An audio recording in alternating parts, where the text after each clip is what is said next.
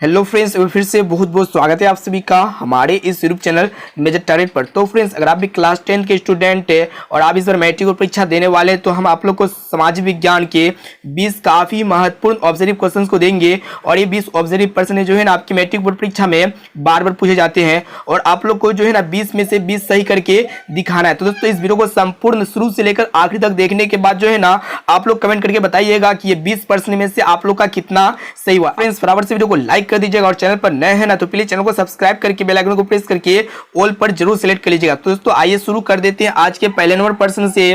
देखिएगा आज का पहला नंबर क्या करा है कि काफी महत्वपूर्ण प्रश्न है ये।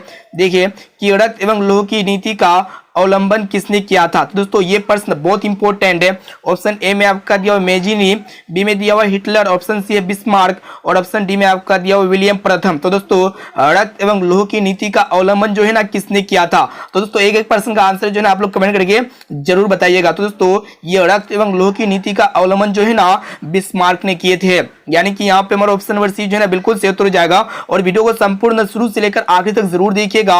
अब चलिए फ्रेंड्स, देखते हैं यहाँ पे अगला प्रश्न काफी महत्वपूर्ण है। और दोस्तों, इसमें जितने भी प्रश्न को सिलेक्ट किए हैं ना सभी प्रश्न आपका एनसीईआरटी पैटर्न पर आधारित है, इसलिए वीडियो को थोड़ा भी स्किप नहीं कीजिएगा। अब आइए फ्रेंड्स, देखते हैं अगला प्रश्न क्या कराए कि जर्मन राइन राज्य का निर्माण किसने किया था। तो दोस्तों, ऑप्शन ए में आपका दिया विलियम प्रथम, बी में दिया हुआ नेपोलियन बोनापार्ट और ऑप्शन सी है नेपोलियन तृतीय और ऑप्शन डी में आपका दिया बिस्मार्क। तो दोस्तों, ये जर्मन राय राज्य का निर्माण जो है ना किसने किया था, नेपोलियन बोनापार्ट ने किया था।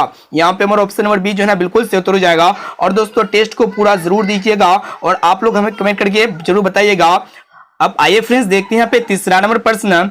देखिएगा 3 नंबर प्रश्न भी बहुत ही महत्वपूर्ण है कि बिस्मार्क निम्न में से क्या था। तो दोस्तों, ये भी प्रश्न बहुत इंपॉर्टेंट है, बहुत बार पूछा जा चुका है। आप क्वेश्चंस बैंक को उठा के देख सकते हैं कि इसमें हम लोग जो 20 ऑब्जर्विव प्रश्न को सिलेक्ट किए हैं ना, देखिएगा बहुत बार पूछा जा चुका है। कम से कम एक एक प्रश्न जो है ना 5 से 6 बार पूछा जा चुका है, इसलिए एक एक प्रश्न को अच्छी तरह से याद कर लीजिएगा। और दोस्तों, जो भी प्रश्न आपको याद है ना तो उस प्रश्न को अपने नोटबुक में नोट कर लीजिएगा। तो देखिए यहाँ पे तीसरा प्रश्न क्या कराए कि बिस्मार्क निम्न में से क्या था। दोस्तों, ऑप्शन ए में आपका दिया कवि या फिर नाटककार, ऑप्शन सी में दिया संगीतज्ञ और ऑप्शन डी में आपका दिया कूटनीतिक। तो दोस्तों, ये बिस्मार्क जो है ना कूटनीतिक था। ऑप्शन नंबर डी जो है ना यहाँ पे हमारा बिल्कुल सही उत्तर हो जाएगा।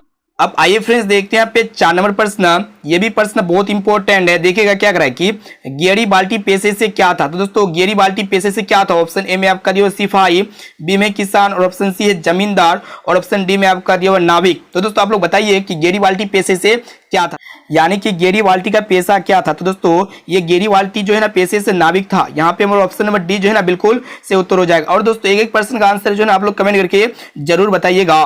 अब आइए फ्रेंड्स, देखते हैं यहाँ पे 5 नंबर प्रश्न। ये भी प्रश्न बहुत इंपॉर्टेंट है। देखिएगा क्या करा है कि जालवेरिन एक संस्था थी। तो दोस्तों, ये प्रश्न बहुत इंपॉर्टेंट है, इसमें सभी प्रश्न बहुत इंपॉर्टेंट है। ऑप्शन ए में आपका दिया क्रांतिकारियों की, बी में है व्यापारियों की और ऑप्शन सी है वधवाना की और ऑप्शन डी में आपका दिया पादरी समंतों की। तो दोस्तों, जालवेरिन जो संस्था थी ना व्यापारियों की थी। यहाँ पे हमारा ऑप्शन नंबर बी जो है ना बिल्कुल सही उत्तर हो जाएगा। अब आइए फ्रेंड्स, देखते हैं यहाँ पे 6 नंबर प्रश्न को। देखिएगा क्या करा है कि वियना कांग्रेस के द्वारा फ्रांस में किस शासक वंश की पुनर्स्थापना की गई थी। यह भी प्रश्न बहुत इंपॉर्टेंट है, काफी बार आपके मैट्रिक बोर्ड परीक्षा में पूछा जा चुका है। तो दोस्तों, एक एक प्रश्न को अच्छी तरह से याद कर लीजिएगा। और दोस्तों, वीडियो को लाइक नहीं किए हैं ना तो दोस्तों वीडियो को लाइक जरूर कर दीजिएगा। और दोस्तों, हमारे चैनल पर नए हैं ना तो प्लीज चैनल को सब्सक्राइब जरूर कर लीजिएगा। देखिए यहाँ पे क्वेश्चन ये कह रहा है कि वियना कांग्रेस के द्वारा फ्रांस में किस शासक वंश की पुनर्स्थापना की गई थी। ऑप्शन ए में आपका दिया हैब्सबर्ग, बी में है अर्लिया, सी में दिया बुर्बो वंश या फिर जारसाई। तो दोस्तों, वियना कांग्रेस के द्वारा जो है ना फ्रांस में बुर्बो वंश के द्वारा पुनर्स्थापना की गई थी, यानी कि यहाँ पे हमारा ऑप्शन नंबर सी जो है ना बिल्कुल सही उत्तर हो जाएगा। अब आइए फ्रेंड्स, देखते हैं यहाँ पे 7 नंबर प्रश्न काफी महत्वपूर्ण है। देखिएगा क्या करा है कि सन 1870 में फ्रांस और प्रसा के बीच युद्ध कहाँ हुआ था। ऑप्शन ए में आपका जो सेडोन में या फिर सेडवा में और ऑप्शन सी है साइडाइन में और ऑप्शन डी में आपका जो है फ्रैंकफर्ट में। तो दोस्तों, सन 1870 में फ्रांस और प्रसा के बीच जो युद्ध हुआ था ना वो आपका कहाँ पे हुआ था, किस किस के बीच में हुआ था। तो दोस्तों, सन 1870 ईस्वी में फ्रांस और प्रसा के बीच जो है ना सेडोन में हुआ था। ऑप्शन नंबर ए यहाँ पे हमारा बिल्कुल सही उत्तर हो जाएगा। काफी महत्वपूर्ण प्रश्न को देख रहे हैं। अब आइए फ्रेंड्स, देखते हैं यहाँ पे अगला प्रश्न। ये भी प्रश्न काफी महत्वपूर्ण है। देखिएगा क्या करा है कि 1829 ईस्वी की एड्रियानोपुल की संधि किस देश के साथ हुई? ऑप्शन ए में आपका दिया तुर्की, या फिर यूनान, या फिर हंगरी, या फिर पोलैंड। तो दोस्तों 1829 ईस्वी की जो एड्रियानोपल की जो संधि हुई थी ना, तुर्की के साथ हुई थी। ऑप्शन ए यहाँ पे हमारा बिल्कुल सही उत्तर हो जाएगा।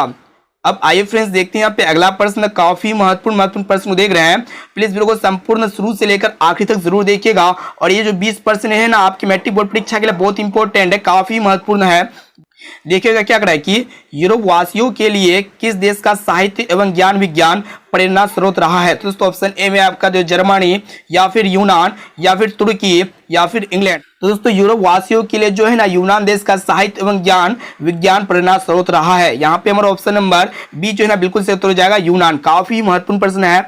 अब आइए फ्रेंड्स देखते हैं यहाँ पे 10 नंबर प्रश्न, काफी इंपॉर्टेंट है। क्या करा है कि इटली एवं जर्मनी के एकीकरण के विरुद्ध निम्न में से कौन था? तो दोस्तों ये भी प्रश्न बहुत इंपॉर्टेंट है। ऑप्शन ए में आपका दिया इंग्लैंड, या फिर रूस, या फिर ऑस्ट्रिया, या फिर प्रसा। तो दोस्तों इटली एवं जर्मनी के एकीकरण के विरुद्ध जो है ना, कौन सा देश शामिल थे? ये भी प्रश्न बहुत इंपॉर्टेंट है। तो दोस्तों इटली एवं जर्मनी के एकीकरण के विरुद्ध जो है ना, ऑस्ट्रिया शामिल थे। यहाँ पे हमारा ऑप्शन नंबर सी जो है ना बिल्कुल सही उत्तर हो जाएगा। काफी महत्वपूर्ण प्रश्न को देख रहे हैं। प्लीज वीडियो को संपूर्ण शुरू से लेकर आखिर तक जरूर देखिएगा। वीडियो को लाइक नहीं किया ना दोस्तों, वीडियो को लाइक जरूर कर दीजिएगा।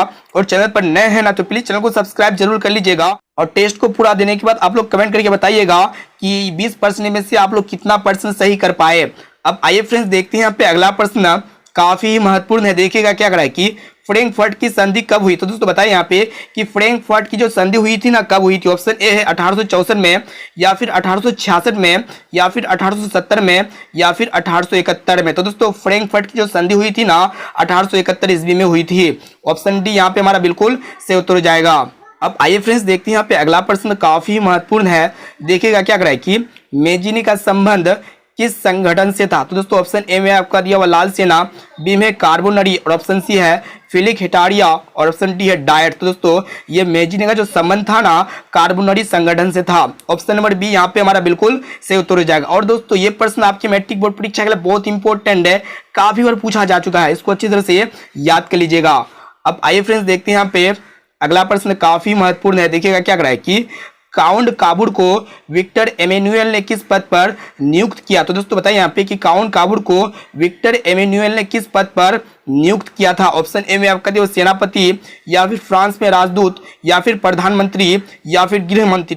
दोस्तों बताइए यहाँ पे कि काउंट काबुर को विक्टर एमेनुअल ने किस पद पर नियुक्ति किया था? दोस्तों प्रधानमंत्री के पद पर जो है ना नियुक्त किया था। ऑप्शन नंबर सी यहाँ पे बिल्कुल सही उत्तर हो जाएगा। अब आइए फ्रेंड्स देखते हैं यहाँ पे अगला प्रश्न, ये भी प्रश्न बहुत इंपॉर्टेंट है। देखिएगा क्या करा है कि चार्टिस्ट आंदोलन कहाँ संपन्न हुई? तो दोस्तों बताइए यहाँ पे जो चार्टिस्ट आंदोलन संपन्न हुआ था ना, कहाँ पे हुआ था? ऑप्शन ए है ऑस्ट्रिया में, या फिर इटली में, या फिर जर्मनी में, या फिर इंग्लैंड में। तो दोस्तों ये चार्टिस्ट आंदोलन जो संपन्न हुआ था ना, कहाँ पे हुआ था? तो दोस्तों इंग्लैंड में हुआ था। ऑप्शन नंबर डी यहाँ पे बिल्कुल सही उत्तर हो जाएगा। प्लीज वीडियो को संपूर्ण शुरू से लेकर आखिर तक जरूर देखिएगा। वीडियो को लाइक नहीं किए ना दोस्तों, वीडियो को लाइक जरूर कर दीजिएगा। और चैनल पर नए हैं ना तो प्लीज चैनल को सब्सक्राइब जरूर कर लीजिएगा। अब आइए फ्रेंड्स देखते हैं यहाँ पे 15 नंबर प्रश्न, काफी महत्वपूर्ण है। और दोस्तों आप जो है ना 20 में से 20 सही करने का कोशिश कीजिएगा।